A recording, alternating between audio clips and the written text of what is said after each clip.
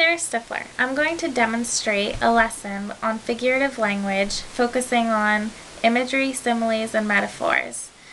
I will include defining the words and looking at examples from the book Stargirl by Jerry Spinelli. I will be using parts of a think aloud format and a guided release strategy. First, I'm going to look at imagery. Imagery is a thorough description that forms mental images. So what I did was on my wall over here, or you could use a whiteboard, chalkboard, whatever, I wrote imagery, and I wrote it's detailed and it forms mental images. This kind of just sums up imagery so that the kids can look back at it later without reading the full definition, just to have a reminder of what it is. So my example of imagery, I'll read. And then I saw her at lunch. She wore an off-white dress so long it covered her shoes. It had ruffles around the neck and cuffs and looked like it could have been her great-grandmother's wedding gown. Her hair was the color of sand. It fell to her shoulders. Something was strapped across her back, but it wasn't a book bag. At first I thought it was a miniature guitar. I found out later it was a ukulele. So in that paragraph, Jerry Spinelli obviously uses a lot of detail. Like we see, imagery uses a lot of detail. And I could easily close the book and imagine this scene just as if I was there. I can imagine sitting in a lunchroom full of quote-unquote normal people and seeing this girl walk in who has, hair probably like mine. He said it was the color of sand and touches her shoulders. But it says she was wearing a long off-white gown, kind of like an old grandmother's wedding dress, and how it touches the floors, goes past her shoes, has ruffles everywhere. So imagining that I would be there, I think my first thought would be, ugh, she's weird, which he kind of suggests in this paragraph. Okay, next I'll talk about a simile. A simile is a figure of speech in which two unlike things are compared. So on my paper, I just wrote simile, it compares unlike things, and I also wrote that it uses the words like and as. This is important because this is how it differentiates from a metaphor. So my example of a simile, I like the feeling the moonlight gave me, as if it wasn't the opposite of day, but its underside, its private side, when the fabulous purred on my snow-white sheet like some dark cat come in from the desert. The author used this simile to describe moonlight coming in from the window onto his bed, and he relates it or compares it to a cat coming in from the desert. So in my thought, I know I can relate to this because I imagine when I sleep at night, I have a cat. And sometimes he just ever so lightly sneaks in the bedroom, comes up on my bed, and snuggles up right next to me. And I think that's what he means by when he says this, because he's talking about when the fabulous purred, although he's talking about the moon using purred, on my snow-white sheet like some dark cat come in from the desert. Okay? And a metaphor is a figure of speech in which a term or phrase is applied to something to which it's not literally applicable. So on my paper, that's kind of a lengthy definition. So I just wrote it's something used to represent something else and that it suggests a resemblance. A much simpler way to remember a metaphor.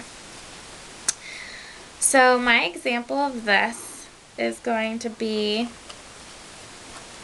it's talking about Stargirl. It says, she was elusive. She was today. She was tomorrow. She was the faintest scent of a cactus flower, the flinting shadow of an elf owl. She did not know what to make of her. In our minds, we tried to pin her to a corkboard like a butterfly, but the pin merely went through and away she flew. Of course, that last sentence is a simile, but before that, the author used a lot of metaphors. He was talking about her being elusive. She was today, she was tomorrow.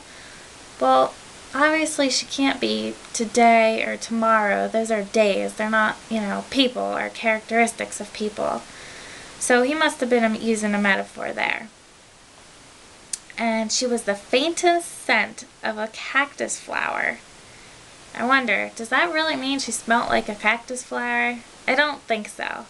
I think he might be saying that maybe that she smells kind of good like a flower, but I'm not really sure. And then it also says the flitting shadow of an elf owl. That's interesting too. I don't really know what an elf owl is, but I'm guessing it comes out at night and it's the shadow of one, maybe a shadow from the moon. So maybe she's kind of like sneaky or kind of hide in the background kind of thing. So that is an example of a metaphor. What I would do next, after I have 3 definitions and 3 examples for these 3 parts of a figurative language, I would go into reading examples from the books and having the students talk to each other about which one they think it is. So the first one I'll read. Let's see. She roamed from goalpost to goalpost. She swirled like a dust devil. So I would read that sentence. She swirled like a dust devil. And then I would ask the kids, turn to a partner and tell them what you think it is. Imagery, simile, metaphor. This one's kind of easy because I did say the word like, and they see right on the chart, similes include the word like. So we could talk about how that is a simile. And then I would go on and read another example. The band stopped playing and marched off the field. Stargirl stayed. She was twirling down the 40-yard line when the players returned. They did a minute of warm-up exercises. She joined in, jumping jacks, belly whomps. The teams lined up for the second half kickoff. The ball perched on the kicking tee. She was still on the field. The referee blew his whistle, pointed to her. He flapped his hand for her to go away. Instead, she dashed for the ball. She plucked it off the tee and danced with it, spinning and hugging it and hoisting it into the air. The players looked at their coaches. The coaches looked at the officials. The officials blew their whistles and began converging on her. The sole policeman on duty headed for the field. She punted the ball over the visiting team's bench and ran from the field and out of the stadium. At this point again, I would look to the kids and say, turn to a partner and tell them what you think it is, imagery, metaphor, or simile. This one is imagery, definitely. The whole paragraph goes into so much. I feel like I'm at this football game, seeing Stargirl doing this crazy stuff on the football field. And I even get the feelings I think the people in the audience have. Alright, and my last example, I'll give one more here. This one's a good one. It talks about frogs in the deserts at first, I'll tell you. And then there's 2 separate sentences here. It says, it was wonderful to see, wonderful to be in the middle of wee mud frogs awakening all around. And then another sentence. For ourselves, for the dormant mud frogs we had been for so long. So I would give those sentences to the kids and again say turn to a partner and tell them what you think it is. This example is definitely a metaphor. It doesn't use like or as. It doesn't go into a lot of imagery and makes you see it, but it compares people to being mud frogs. And before that, it has a paragraph using imagery to tell you about these mud frogs. Okay, so that would be the end of the lesson, and from here you could have your students go into groups, maybe make songs about what imagery, similes, metaphors are. They can use examples from the book, or they could find another way to visually show these 3 figurative languages.